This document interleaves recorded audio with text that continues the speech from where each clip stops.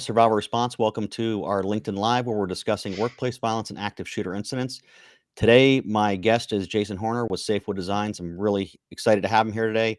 SafeWood Designs is a manufacturer of bullet-resistant products to enhance safety and security without compromising interior decor or building structures. So, welcome, Jason.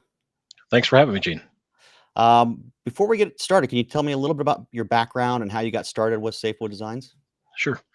So my background is in architectural millwork, and what that means is fancy interior custom stuff. When you think about Federal Reserve banks, embassies, casinos, hotels, the reception desks, the wall panel systems, all that kind of stuff. Very decorative, fancy interior components. I've been doing that for about 30 years now, and during that time, we got very good at concealing ballistic protective materials at front entryways, courtrooms, courthouses, police stations, that kind of thing. Um, and about 10 years ago, there, maybe 12 years ago now, there was a shooting you may remember at a military recruiting office. The perpetrator walked up to the glass, shot the glass, reached in, touched the panic bar, in they went, effectively unimpeded. Yeah. When I looked at that shooting, I said, geez, this sure looks like this may continue and get worse. And I said, there are going to be people that are going to want secure entryways, whether it be the front entryway, interior doorways, conference rooms, where they're going to want glass, they're going to want storefront systems, they're going to want decorative stuff, and they're not going to want it to be metal or aluminum, which were really the only options back then.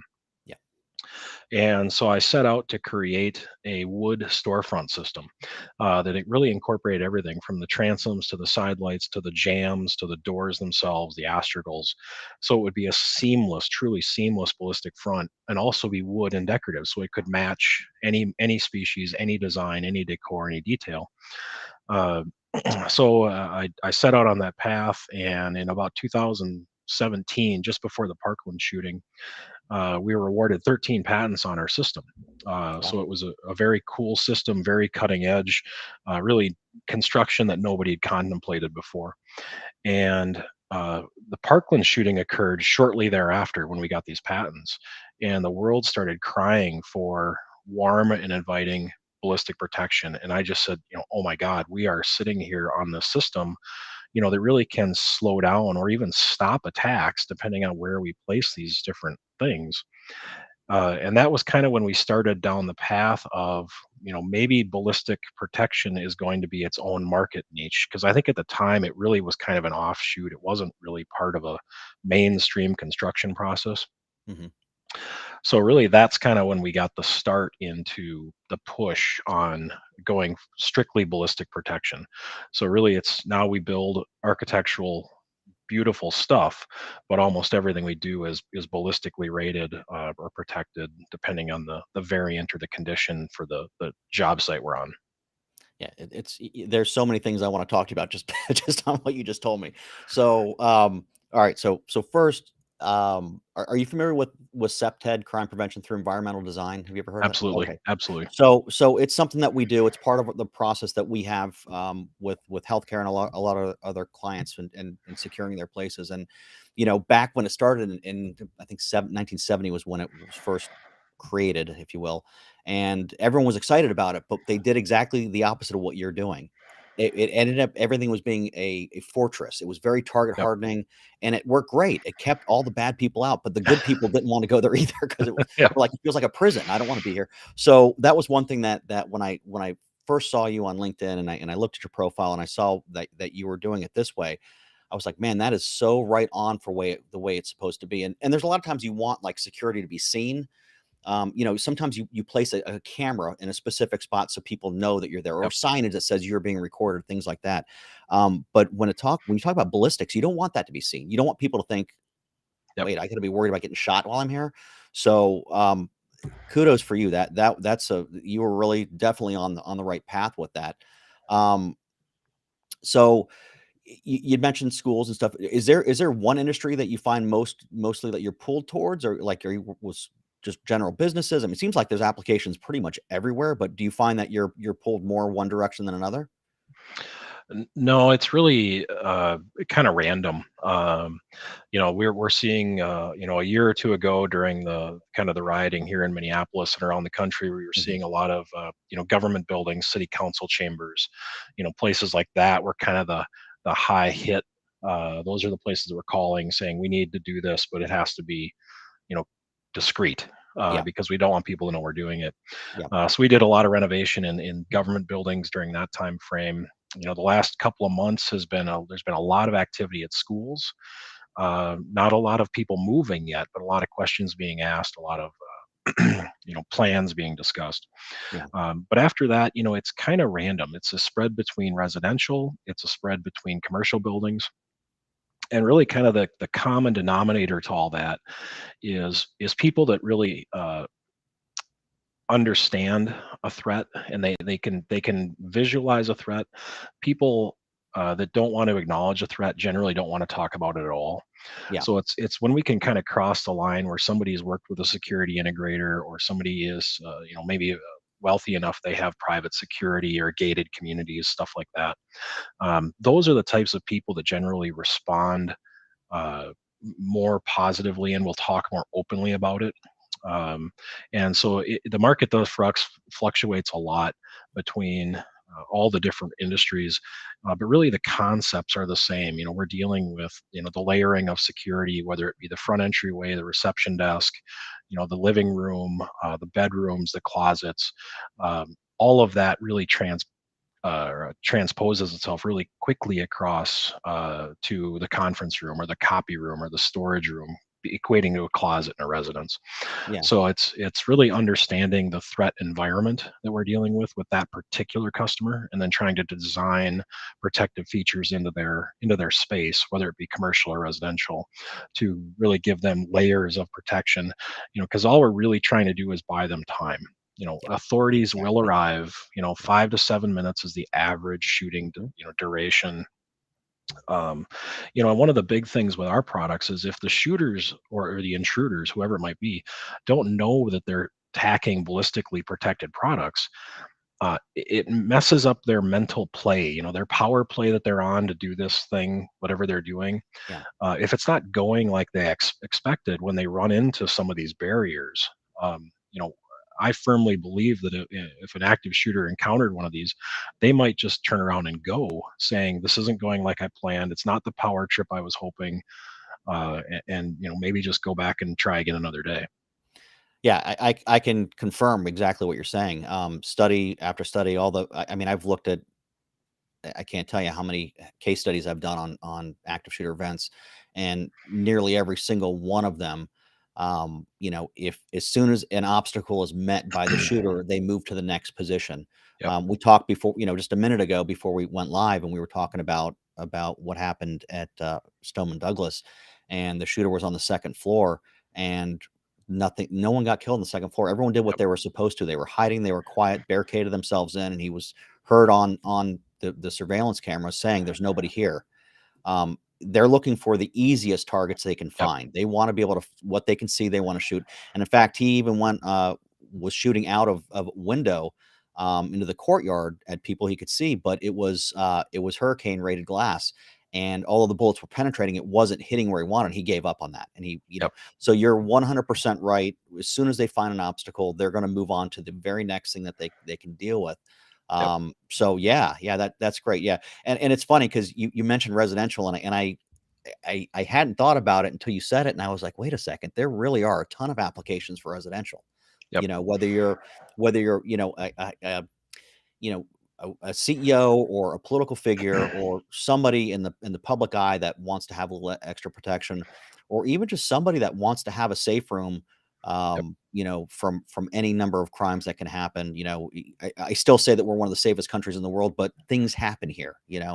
So yeah, that's interesting. I hadn't really Yeah. considered the residential aspect of it. That's encouraging to hear that people are Yeah. there. And the other thing that you said, which was something that I struggle with all the time, is the conversations with clients, or just the public that have questions in general. The the the tendency to kind of bury your head in the sand and think that Yep. it's not going to happen here, it's not going to happen to me. which is just deadly thinking. I mean, that's what ends up getting you killed. And Yep. most of these things are really like it's a relatively low chance that some of the stuff is going to happen to you.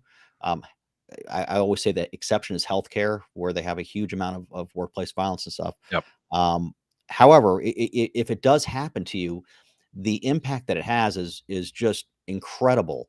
So you can't take it lightly, and it's not that anyone needs to live in fear or be paranoid about everything that they're doing. It's about being prepared and being aware of what Yes. your vulnerabilities are, which I think is what you were touching on, is just being aware of it. And once I break that barrier, and I think you'll probably agree, once you break that barrier with someone and they start realizing it, it's not about fear, it's about understanding and being prepared. They're more open to talk about possibilities for mitigating those risks that they have, because Yeah. it is overwhelming when you don't know something, you don't understand it. And we're going to talk about something that is a little more complex in a minute, which is ballistics.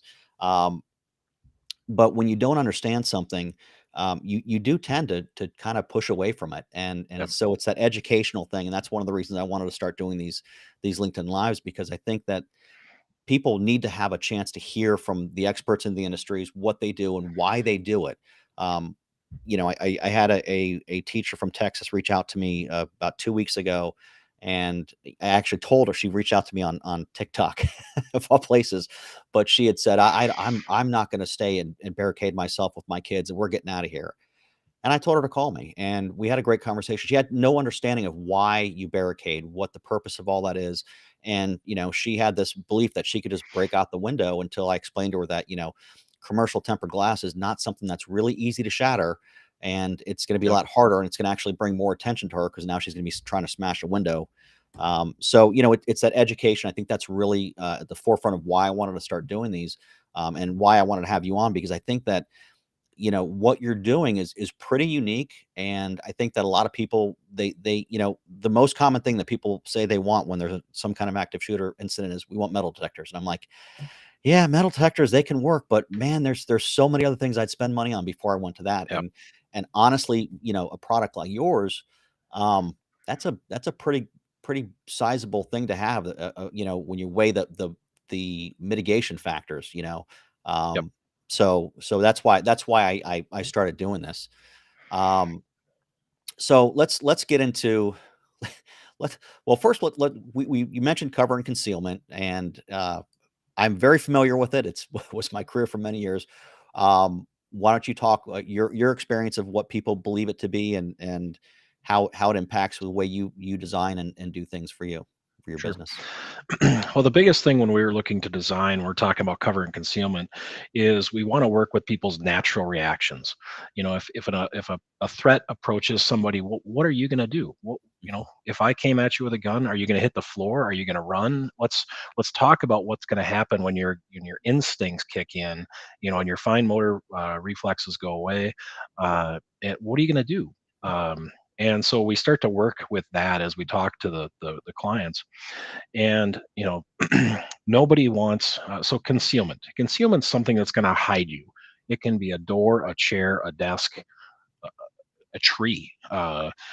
Cover is something that's going to protect you from a bullet, so something that's likely or probable to stop a bullet in the case somebody's shooting directly at you. Body armor is an example of cover, not a great one, but an example. Yeah. um, so as we work with these people, there's two things. One, I want you out of sight. I don't want the assailant to know where you are, and I don't want the assailant to have a path to get you. I'll give you a great example. We had a professional athlete here in the Upper Midwest that had a direct threat, very direct threat. Somebody was going to take a long range shot at them in their kitchen through the kitchen window. uh, that is pretty specific, which told me that that person that made the threat had probably already scoped this out. If they were brave enough to make that statement publicly, they're probably brave enough or dumb enough to take the shot. Yep. So I said, okay, look, let's number one, let's make that window BR right now, because who knows when this might happen. But I said, okay, now next, what are you going to do if that glass turns white from a bullet hitting it? He said, well, I'm going to grab my kids and I'm going to run upstairs. I said, okay, follow, show me, walk me on the path.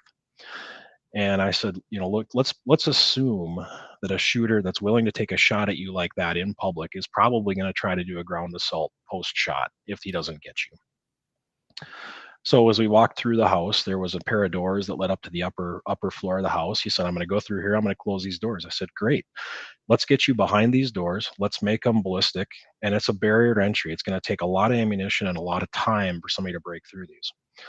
Now, as we proceeded upstairs, there were a half a dozen bedrooms, a couple offices, some other. And I said, "Okay, well, where are you going to go now?" I said, "He says, we're going to go in the master bedroom." I said, "Great.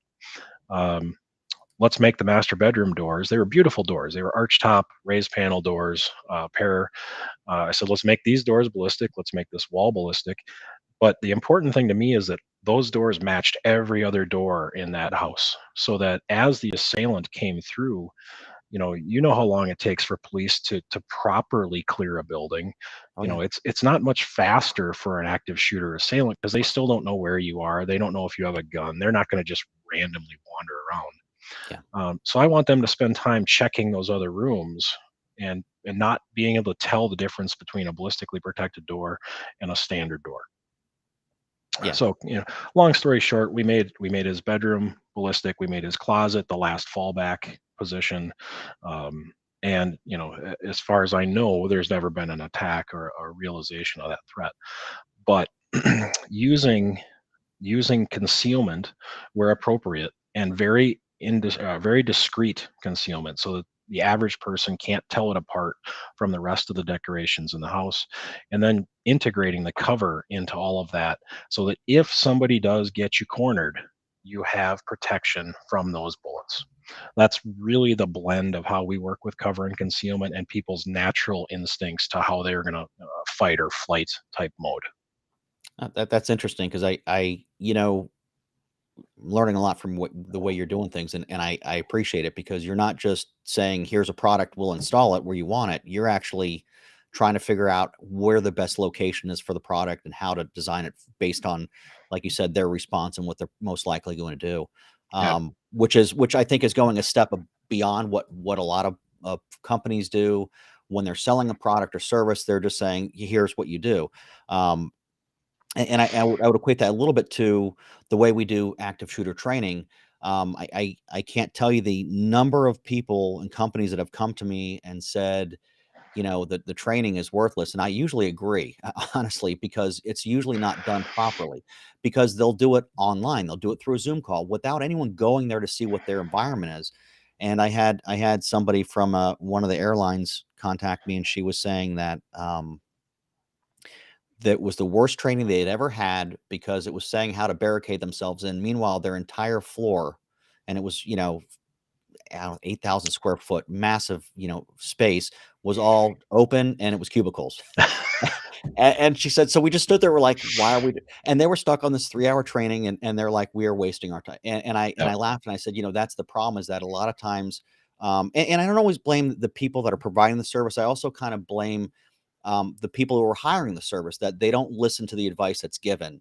We need to be there. You need to have someone that's there to do a walkthrough. It's not just so simple that you just put something up. It's not like I was joking earlier. It's not like just putting a lock on a door. That's not really Yep. your security. It's what kind of lock, why you have that lock there. What else is around there? How is that going to protect everything?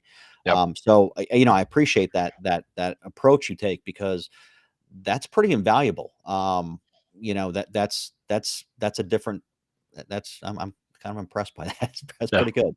That's Thank you. pretty good. We've struggled a lot with education. I mean, one of the biggest things we face in ballistics is simply people just not understanding how it works, not understanding where it can be located, how well it can be concealed. Um, you know, Most people just assume it's metal or aluminum, and that's our option. And when we start to talk about what we do and how we can do it, really it opens up a whole new world of design and aesthetic to them that it's never been part of their psyche before. Yeah. And it's funny because when I was on in law enforcement, I was the SWAT commander for our agency. When we would often get opportunities to test ballistics on different products. And we had a school that gave us actual door to their bus. They took the emergency door off the bed. It was an old bus that they had, and they said, we want you to shoot it up and see what's going to go through, how bad it's going to go through. And they gave us a piece of aircraft aluminum with it, and they said, see what you can do. And it was interesting to see how that worked. And I don't think we've ever, we've shot a lot of stuff. I've shot a lot of stuff to test it. Never have I ever shot wood though.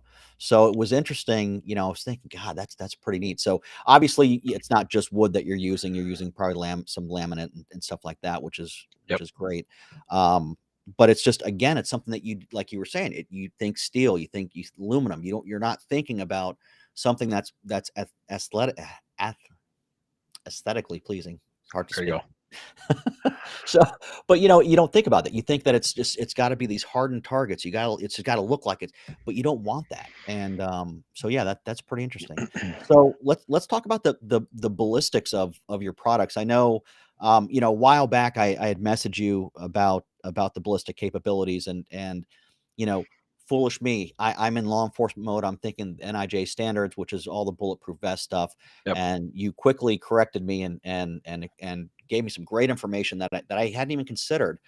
So can you talk a little bit about the ballistics of your products, and what's right for one area, and how you determine that, or is that merely based on what the customer is looking for? How do you determine that? Well, there's a couple different ways we can skin the cat. So there's really three to generically available to the public. There's really three options. Hmm. Kevlar, which is kind of a single use, some typically a molded product. It's not really repeatable, and it's not very cost effective. Um, Fiberglass, which is probably the most common and the most cost effective, and then steel. Hardened steel is a great solution for depending on the environment, but it's very hard to find right now, and it's very costly.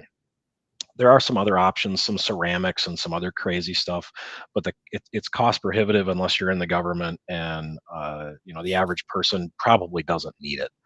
Um, so if we kind of throw out Kevlar as a kind of an extreme outlier of an option, and steel kind of as not something that's widely available, and very the other problem with steel is it's not conducive to woodworking.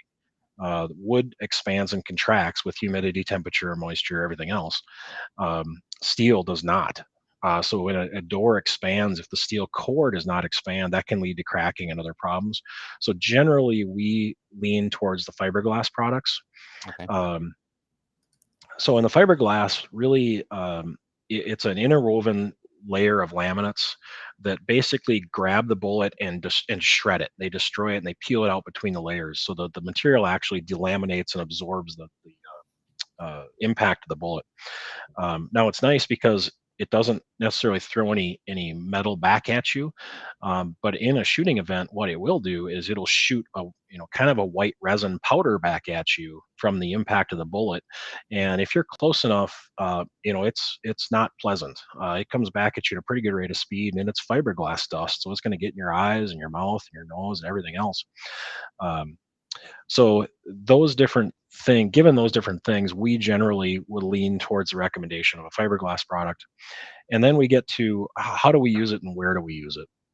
So if I go to the example of a federal courthouse, Hmm.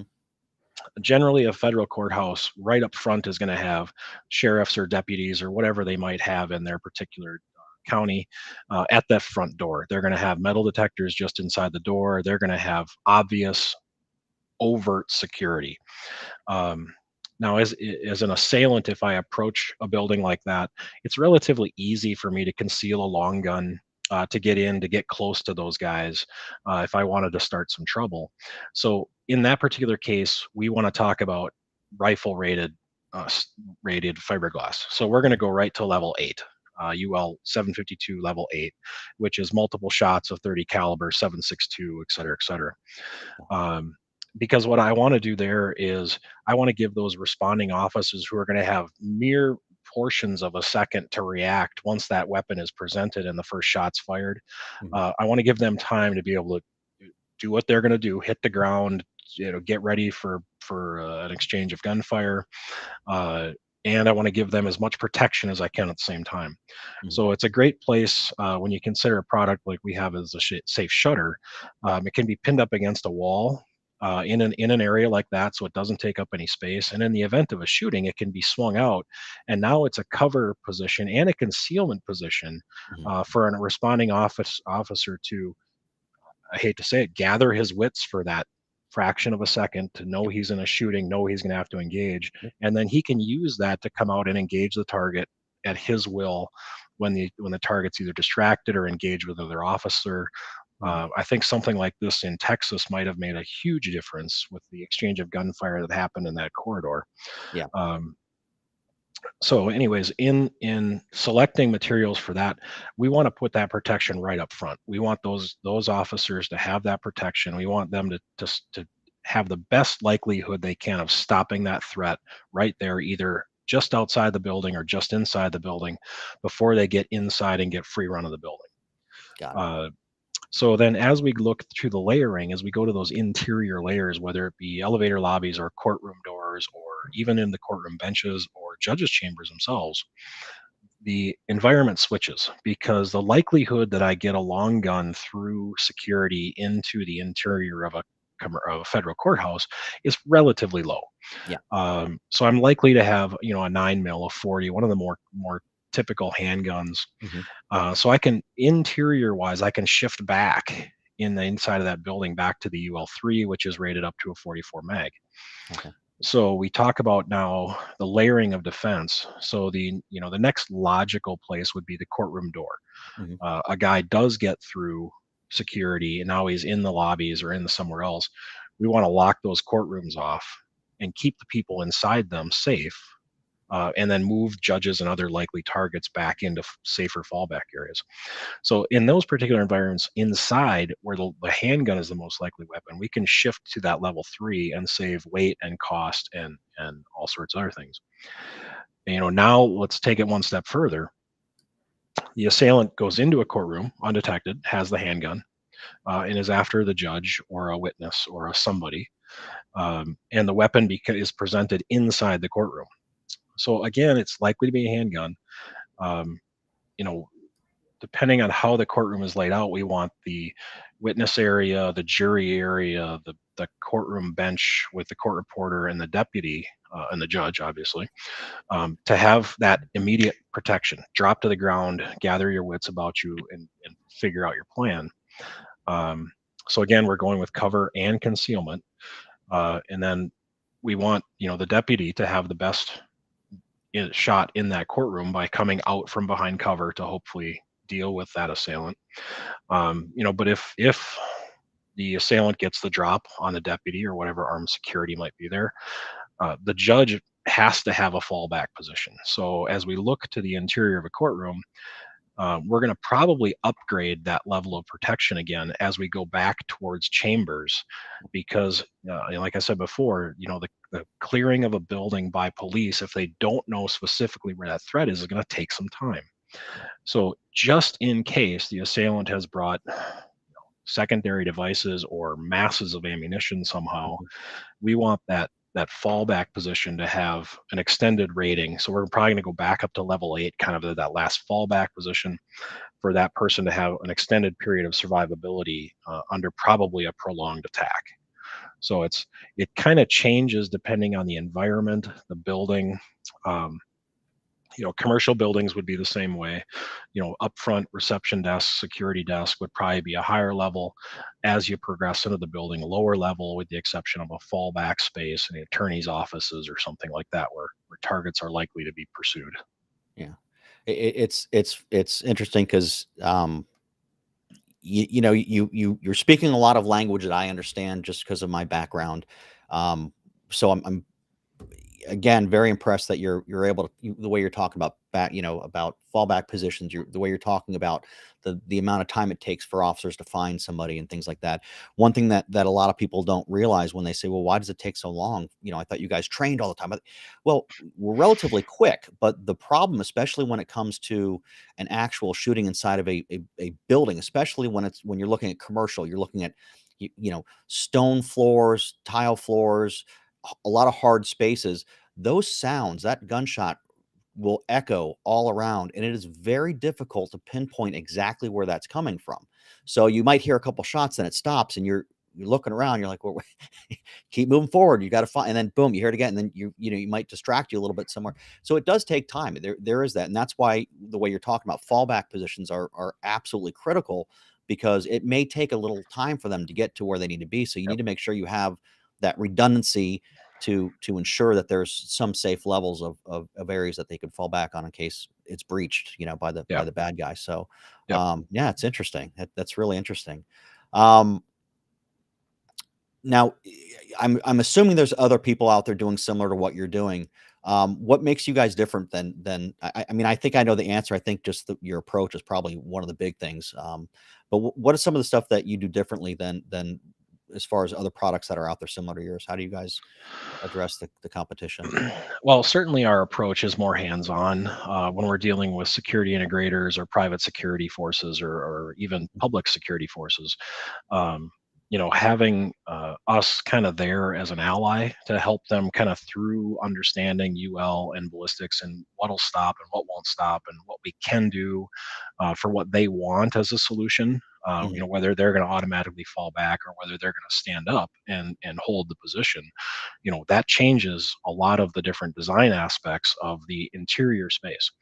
So the combination of if you will, 30 years of interior construction, understanding what works and what doesn't, and what is beautiful and what's not, Yeah. integrated with the ballistics is a huge component. But sorry, where were we on that one? We're just talking about the differences between you and as far Oh, as your sorry. product and everything and Yep. competition.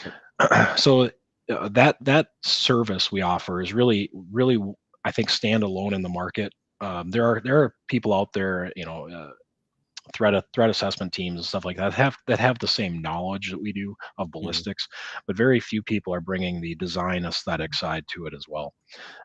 So that is very unique to us, and I haven't really seen anybody else in the marketplace that's really offering a similar type uh, offering for their clients. yeah. Secondarily, when we start talking about the actual products themselves, there are very few people in the market that are dealing with wood and ballistics. Mhm, There are a couple out there that we know of, but they're very limited in their capabilities. They're doing very standard 3070 commercial passage doors. They're not doing custom raised panel moldings, wall panels adjacent. Wood door frames, especially, is one place where we, I believe, stand alone in the market.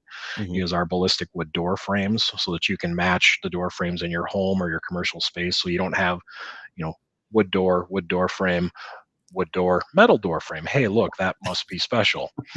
Um, so we're, as far as I know, in our wood door frame is to a degree patented and Mhm. protected. So I believe that's one of the really unique differentiators we have is um, the wood door frame, and really the ability to go beyond the standard vanilla offering of a UL3 3070 commercial slab door in red oak. We will go to any wood species, we'll go to any finish, we'll go to any stain color, any molding profiles, applied moldings, raised panels, et cetera, et cetera. And we don't see really anybody in the marketplace that has got uh, number one, the background in woodworking to be able to offer all those different things and make them work. Because most of the people in the marketplace are aluminum and steel guys, Mhm. and they just don't have um, the background to be able to understand what goes into building a 3080 arch top raised panel door for somebody's front entryway or bedroom. Sure. um, and we've got, I don't know, I've got probably 10 years plus in simply just testing adhesives. Mhm. Getting wood to stick to fiberglass or steel is not an easy thing to do.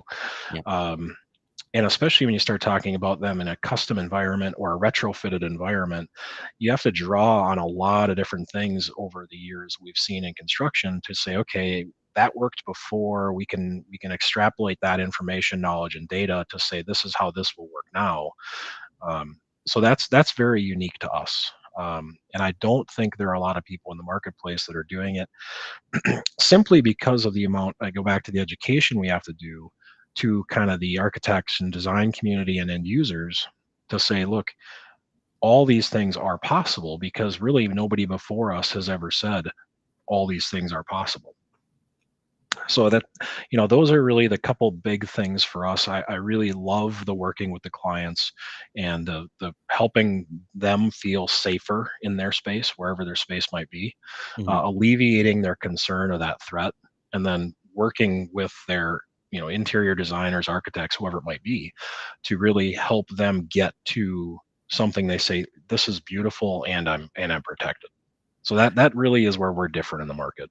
Okay. Do you guys actually do the installs, or do you just mill the product, ship them, and are there during the installation, or do you actually do the install? How does that? Is it varied job to job, or how does that usually work? It's very job to job. Okay. We do installation. It depends. There's a couple different factors. One is privacy. If a client is extremely private, Hmm. they may not want anybody other than us to know what we're doing, Got it. where it's going. They may have a security integrator that's handling it that doesn't Hmm. want even us to know where the stuff is going. So Got we'll it. just do the design. So it really depends on the client, the level of privacy, the level of intimacy that the client has with whoever's helping them with the design support. So we'll really follow along with whatever the client wants. If they want us to do the install, we're available. We can travel nationwide to do that installation. We can, we're meeting with a city in Texas here in the coming month or so to do an assessment of their city council chamber. They said, we Okay. don't want anybody but you to know what's going on. So we're going to go down there. We're going to meet directly with them. There will only be conversation between us and them, and we're handling the installation on that. So it's very the knowledge circle is very small in some of those cases. So it Yeah. really depends. Yeah, and again, I think that's where the strength of what you're doing is the discrete aspect of it. It's like I said, there are times you want people to know where your security is, and there's times that you don't want them to know. Yep. And ballistics is one of those times you don't want people to know what you've got going on. And Yep. I when we were talking about ballistics, you were talking about, you mentioned ceramics and steel, and I just they all have their benefits and their disadvantages. But it sounds like, I would tend to agree with you for what you're doing. Fiberglass is a very smart choice. Yep. Um, it just seems like it has a lot more capabilities to it. So that's I'm pretty interested. I'm gonna Yeah. would be Yeah. definitely looking more into what you guys are doing, because it sounds like you're growing. Now, are you continually developing new products, new things like that? I know we talked before we went live about your whiteboards that you had, and you said you're working on prototypes for that. Are you constantly looking for new avenues, or are customers giving you ideas? Um, how's the development process? Are you still continually growing with new ideas, or standard to Yeah. what you've got?